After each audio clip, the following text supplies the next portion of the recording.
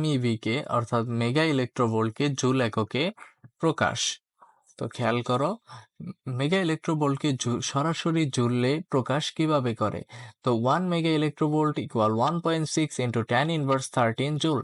তাহলে 200 মেগা ইলেকট্রোভোল্টকে জুলে প্রকাশ করো এমন যদি প্রশ্ন করা থাকে, তাহলে আমরা সরাসরি 200 ইন্টু, যেহেতু 1 mega electronvolt equal 1.6 into 10⁻13 joule, তাহলে 200 মেগা ইলেকট্রোভোল্ট ইকুয়াল হবে 200 into 1.6 into 10⁻13 joule equals to 3.2 into 10⁻11 joule. তো এই ফর্মুলা ব্যবহার করে আমরা যে কোনো মান যদি মেগা ইলেকট্রোভোল্টে দেয়া থাকে তাহলে সরাসরি জুলে প্রকাশ করে ফেলতে পারি।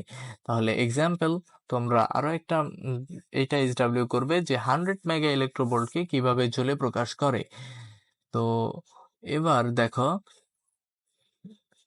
মেগা ইলেকট্রোভোল্টকে ইলেকট্রোভোল্ট এককে এবং ইলেকট্রোভোল্ট এককে কিভাবে জুলে প্রকাশ করে।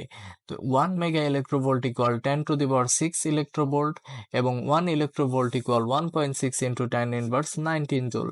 তাহলে 200 মেগা ইলেকট্রোভোল্টকে যদি জুলে প্রকাশ করো এটা বলা হয়, তাহলে 200 ইন্টু 10⁻6 ইলেকট্রোভোল্ট, যেহেতু তুমি জানো 1 মেগা ইলেকট্রোভোল্ট ইকুয়াল 10⁻6 ইলেকট্রোভোল্ট, তাহলে 200 mega electronvolt equal 200 into 10⁻6 electronvolt.